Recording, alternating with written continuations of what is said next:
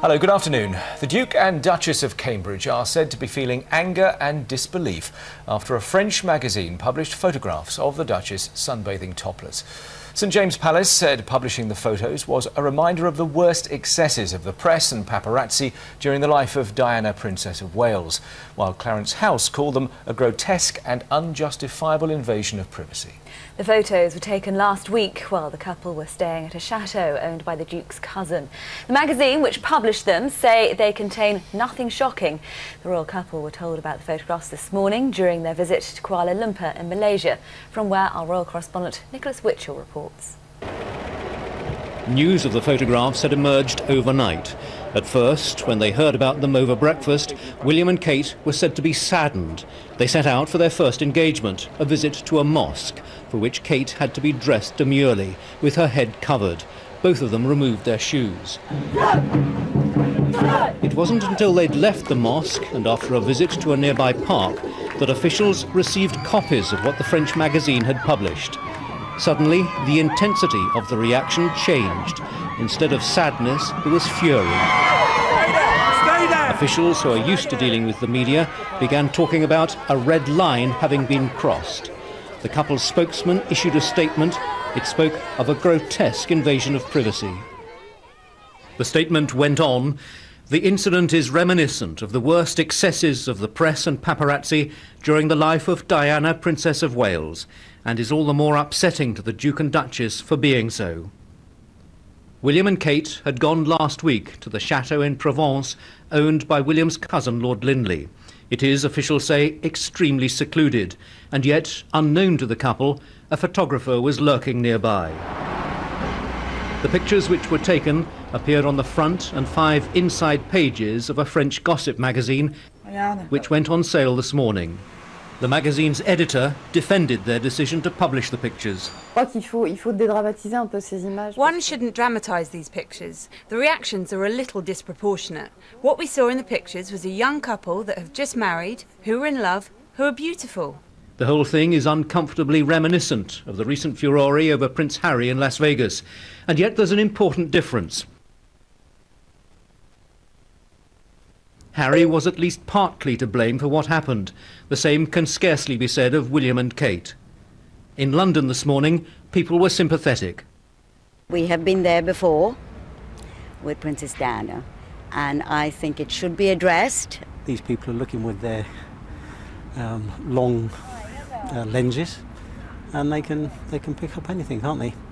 But disgraceful, really. The poor girl will be afraid to take her socks off anywhere she goes now. Everywhere they go on a tour such as this, there are cameras on pretty much every side. That's something which, as members of the royal family, William and Kate have to accept. Last week, for a few days, they'd thought they were in private, and they lowered their guard. They are now paying the price. Nicholas Witchell reporting. Well, Closer's editor, Laurence Piot, has defended her decision to print the photographs and says the reaction is disproportionate. We can hear some more of that interview now. We shouldn't be quite so dramatic about these photos. I think the reaction to them has been a bit disproportionate. What we can see in the pictures is a young couple who have just got married, who are in love and who are beautiful. She's the princess of the 21st century. They're on a balcony in a chateau in the south of France, which is not far from a road which cars can pass along without a problem. They are visible from the street. They're a young couple in love. She's a young woman who is topless, just like women who can be seen on beaches all over France and the rest of the world. They're pictures that are full of joy. They're not degrading. People have drawn parallels with the pictures of Prince Harry. It's got nothing to do with it. These pictures aren't degrading. She's topless, they're in love. He's putting sun cream on her. I mean, they're extremely soft. There we are. It's a nice series of photos which we have as a world exclusive for the moment. These are pictures that will go around the world, and that's our headline. And honestly, I don't know of a single celebrity magazine anywhere in the world that wouldn't have run these pictures if they'd had them. They wouldn't have hesitated for 2 seconds before publishing. We shouldn't be hypocritical. So that's Laurence Piot's version of events there in France. Let's speak now to our royal correspondent Nicholas Witchell, who, as you have seen, is travelling with the royal couple in Kuala Lumpur. How do you assess the level of anger about this, Nick, in royal circles? Oh, intense. It's the greatest level of anger that I think I've heard from a royal palace, from royal spokesmen in the past 10 years, I would say. And undoubtedly it reflects the feelings particularly of Prince William. He is remembering what happened to his late mother at the hands of the media. He is determined, absolutely determined, to protect his wife from this sort of intrusion. They left Kuala Lumpur a couple of hours ago to fly on to Sabah in the Malaysian part of Borneo, where they'll be tomorrow. And the look on William's face was a look of absolute thunder. He just looked absolutely furious even then as he walked past the cameras. Kate, it must be said, looked still composed and was smiling.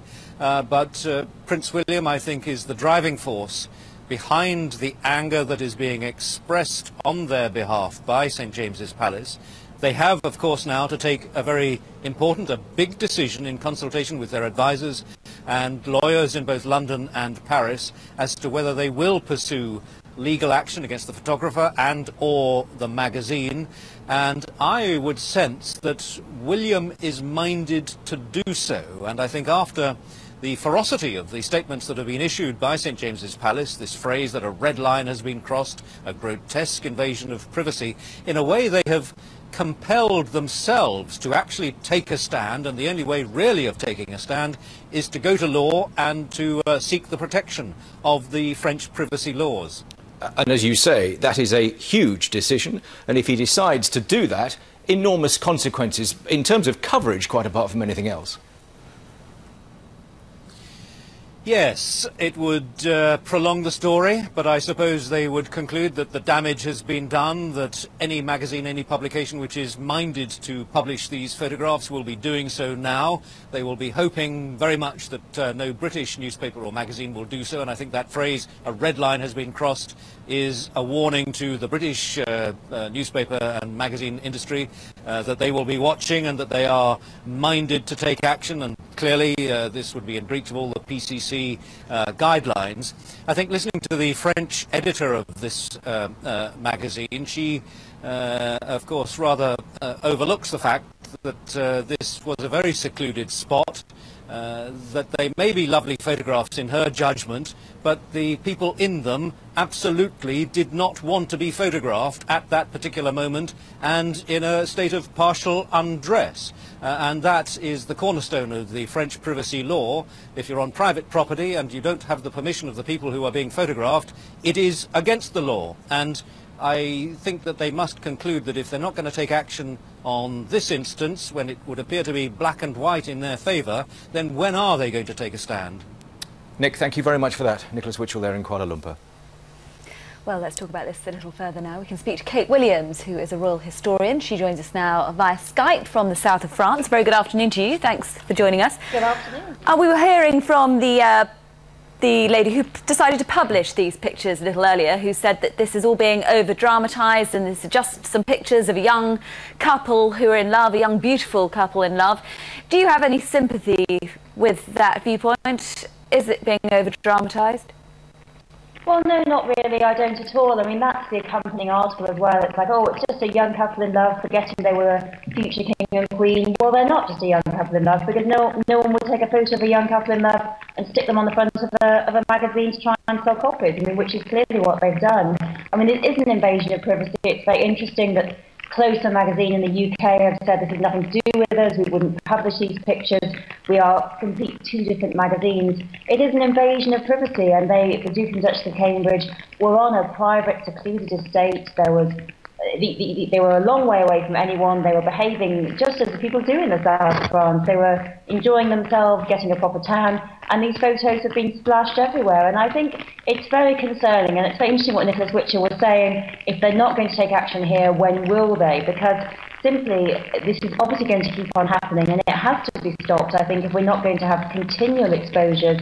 And I think the question is here, we love to see our royal family being more down to earth. That's what we've liked about William and Kate, particularly that Kate goes to high street stores to do her shopping, but she simply can't do that anymore if she's going to be followed by camera phones into changing rooms. I mean, it's really very concerning and very, very excessive, and I think that we simply have to think about our royal families, that, what do we want to see from them? They're being treated like big game celebrities, and we know that major female celebrities in the public eye, people like Madonna and Angelina Jolie, they sometimes are forced to go sunbathing in wetsuits because they know this is going to happen. And I think it's become excessive that this goes on, and it's really very concerning. And it will be very interesting to see if the palace do take a big strong line here, because they were quite muted in their response to the Harry photos.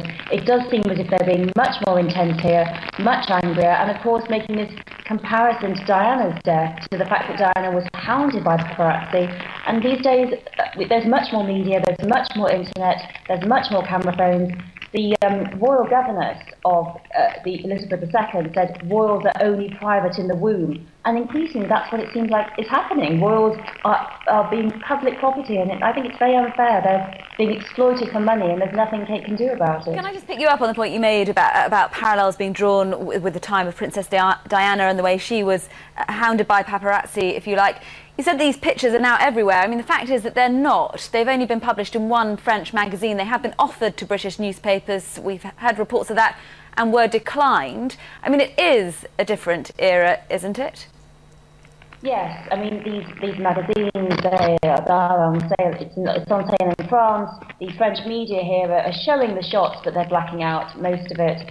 And the newspapers haven't reprinted them. So at the moment they're quite contained, but obviously the concerns of the palace is they're going to be reprinted, they're going to go onto the internet, people are going to be tweeting pictures of them, they're already copies for sale on eBay, you know, all that kind of thing. You know, we live in a global world now, and that's very difficult because, of course, our privacy laws, our laws are very much directed towards the British media, and as we saw with things like William and Kate's honeymoon photos, they were supposed to be published, and they were. An Australian magazine published them, and there was an embargo, of course, about Prince Harry being in Afghanistan. An Australian magazine published that by mistake, but they published his whereabouts by mistake. But in this global world in which the British royal family, one of the last remaining royal families, are a massive obsession across the world, photos of them are selling for huge amounts of money. And I think historians in the future are going to look back on this year and say, you know, this is the year in which the royal family soared in popularity in Britain, across the world.